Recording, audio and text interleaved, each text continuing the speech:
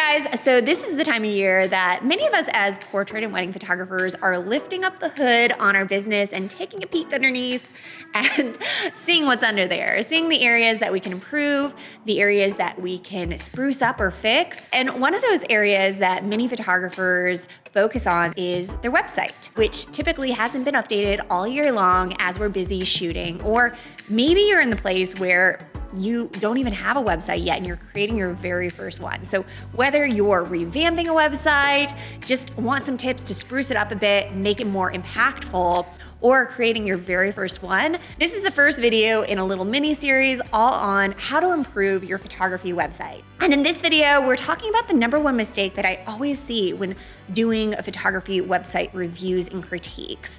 And that's not considering the emotional journey that a client is going on when looking through a website, that emotional flow.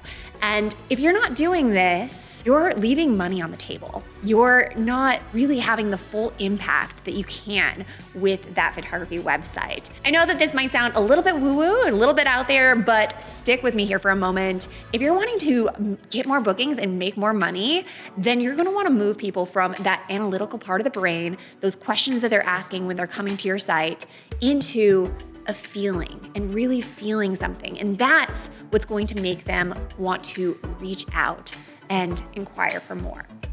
So how are we gonna do that? Let's go through a typical portrait or wedding photography site, page by page together, considering two things: what the client is thinking during each stage of the process, and the feeling that we wanna move them into and how to get there. Let's start with the homepage. So for the homepage, the main thought that is going to be going through somebody's mind when they first hit that homepage, and it's really that deciding factor of whether they click back or not, because it's gonna happen in a matter of seconds, is, are you a possibility? Are you potentially the photographer that I am looking for?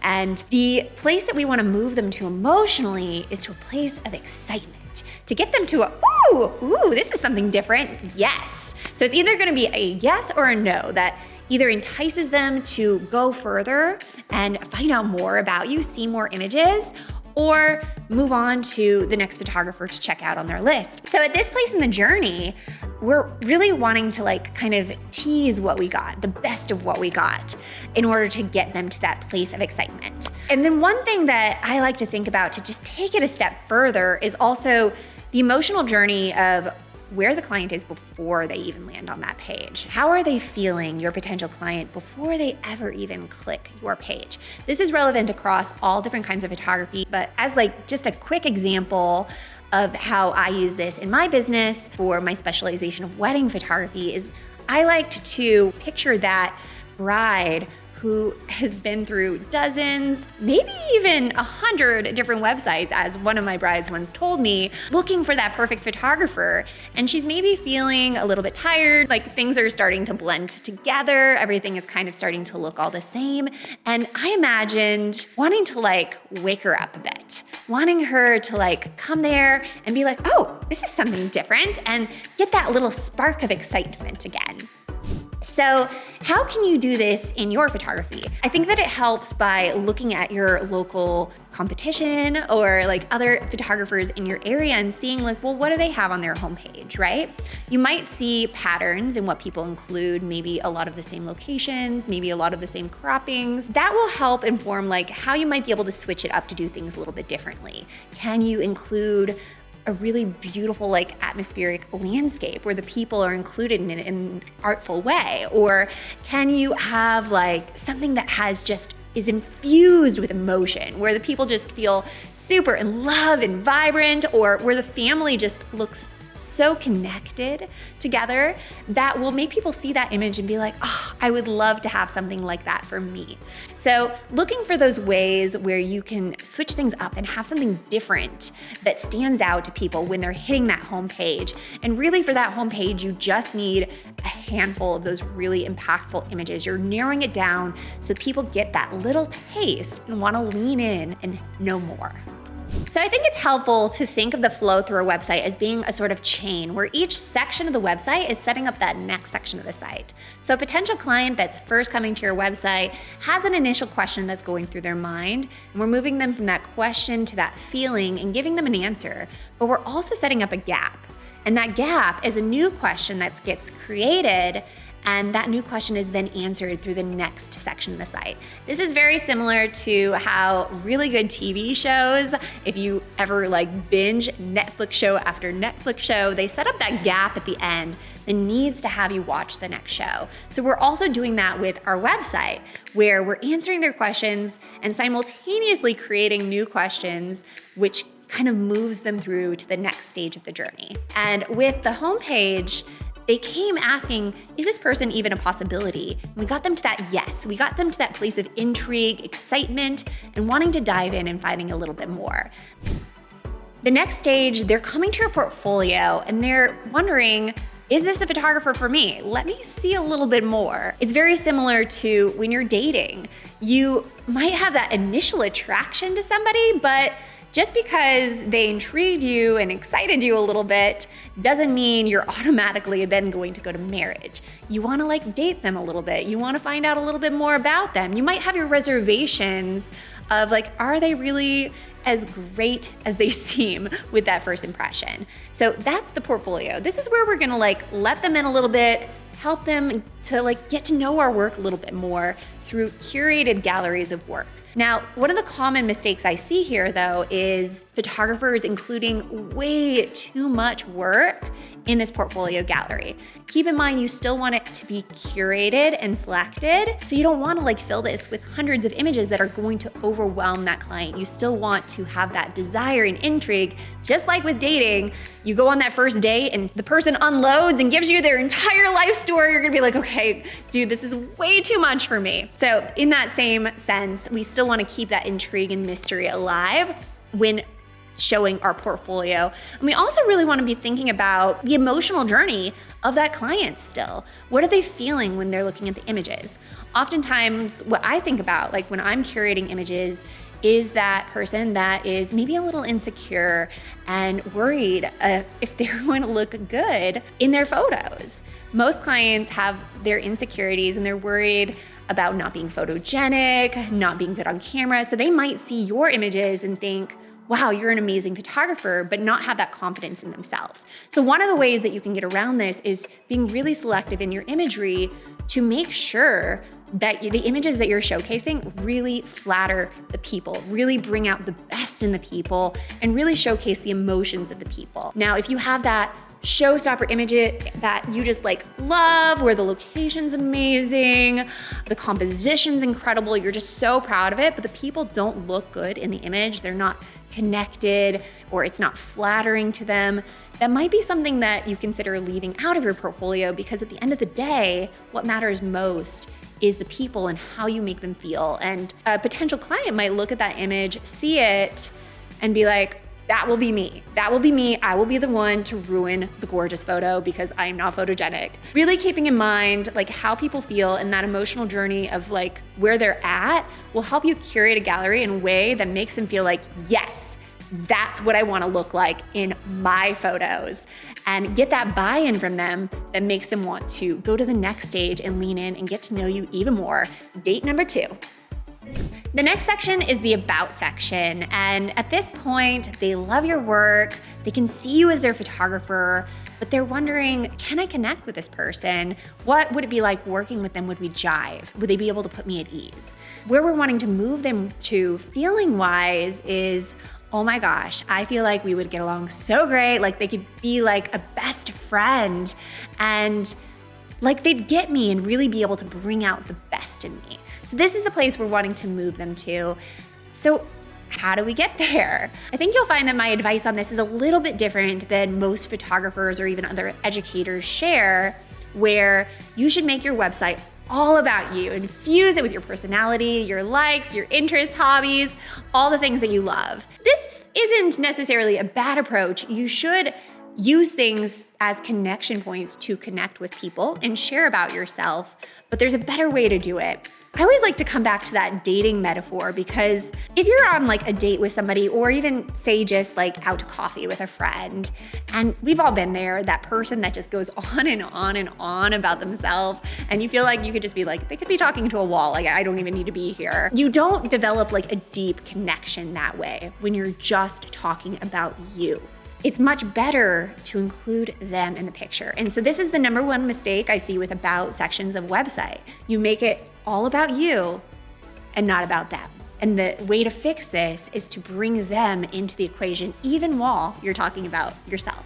There's like multiple ways of doing this. This can definitely be a little bit of a challenge when writing, but if you're up for a creative challenge, it will allow you to foster such a deeper relationship and connection with your people even before they reach out with you. There's different ways I've done this in the past, from talking about kind of my connective approach to photography, to talking about the things that I value and kind of the why behind my work, and some of the more sentimental aspects of it, things that I know that they also value and are important to them in their photography, and their why, you know? So it's always thinking about like, where is their head at? What are the things that are important to them? What are the benefits to them that you provide in the experience of working with you? And how can you bring that into that about statement? Another thing that I love to do is even down to like your bullet point lists of things that you love, things about you. How can you relate it back to where they are emotionally right now? So on my current website, I have this list of things that make my heart go pitter patter, things that I love.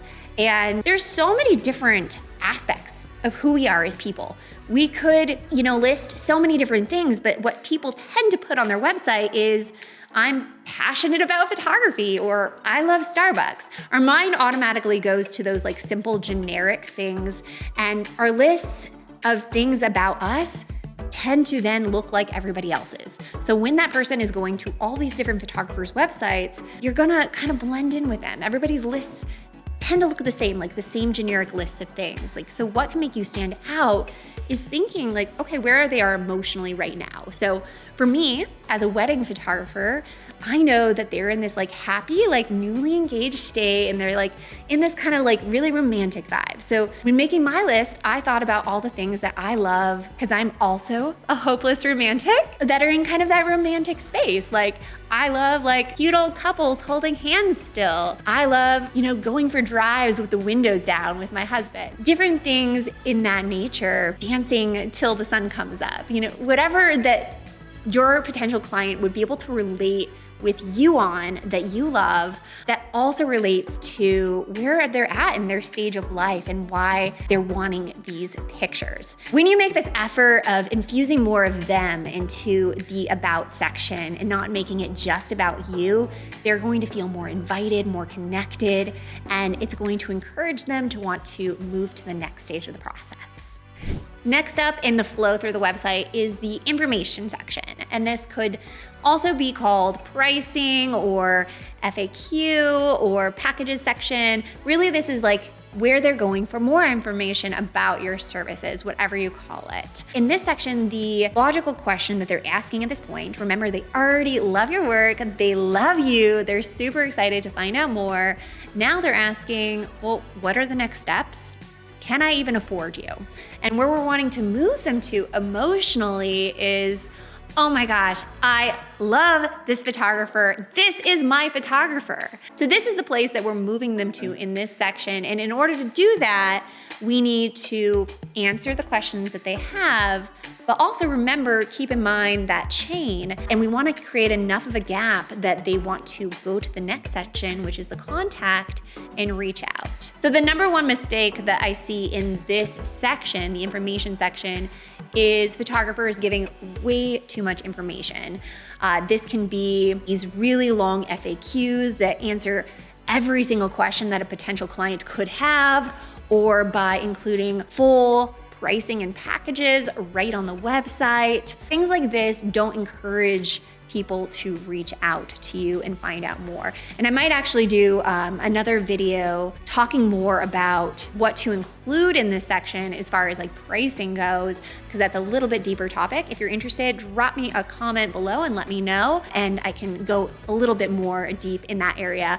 But some of the other things that you'll want to include in this section, because you might be thinking, well, if I don't include that, what do I include? You can definitely have a couple FAQs. I just want to answer everything. It's just including enough that people feel taken care of in like kind of some of those main questions that they might have, while still having enough reason to reach out and find out more. One of the main things that I love to include this section to get them to that feeling of, I want this photographer, I need to have them as my photographer, is having testimonials is going to be huge. This should be front and center on your info page and interweaved. I mean, I even interweave them throughout my entire site, because testimonials and hearing what other people have to say is going to build that credibility and make people really excited to move to the next stage.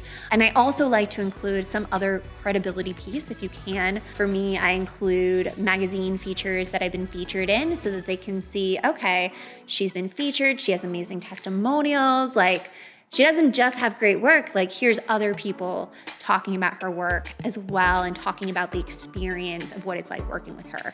And then when choosing those testimonials, I also find that it helps to think of the common things that might be holding people back from moving forward with you. And when looking for testimonials, have like each of those testimonials tackling a different thing that clients might be worried about, you know, whether if they're worried about feeling at ease, if they're worried about not being photogenic. Maybe you have a testimonial where somebody talks about how at ease you made them feel and how connected they felt during their shoot. That might be one of the testimonials that you feature, and then another one might target a different thing that your clients might be worried about. So there's different ways that you can like interweave that into your information section to get them to that feeling of, oh my gosh, this is my photographer, where do I go next? And that brings us to the last stage of the website, which is the contact page. All right, guys, so we've made it. We have landed here on the contact page. This is the end goal. So we've gone from homepage and building that intrigue to portfolio and getting them to fall in love with your work, to helping them get to know about you and also connecting with them deeper in that relationship, to sharing some extra information to answer their questions, while also building extra desirability and credibility. And now that all leads us to the contact page. And at this point, typically a potential client would be thinking, how do I get in touch? But if you've done your website correct, at this point, they're really thinking emotionally, oh my gosh, I hope they are available. I really want this photographer. We really only have one job at this point on the contact page. And the one goal of this is to make it frictionless. What is friction? What do I mean by this? Friction is anything that makes it hard to continue forward.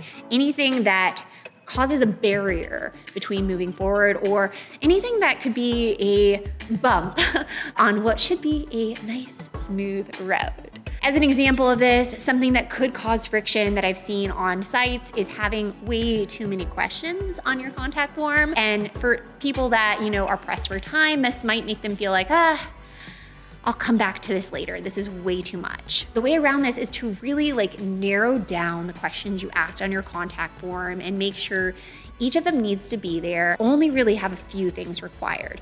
Really, the only thing that you need to have required is name and email. I also have it required to tell me a bit about themselves, but I keep it open. They can keep that super short and sweet if they want. Typically at this point, I've connected so well on the site that I get these like big long books back from clients about themselves, and I always love that. But the key is those are the only three things that I require. I also have where I ask their date and location, but I have in parentheses, if you have it yet. So even that could be a point of friction. If they don't have a date yet, they might feel like, well, I don't have a date yet, so I can't fill this out yet.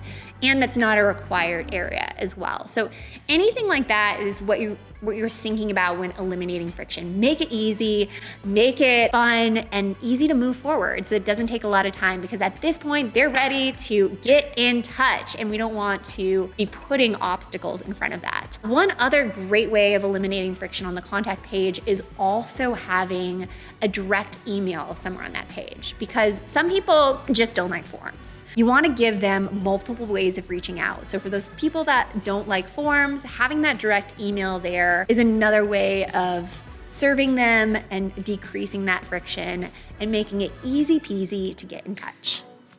Now you have a new way of thinking about your website that guides potential clients to rationally have to have you.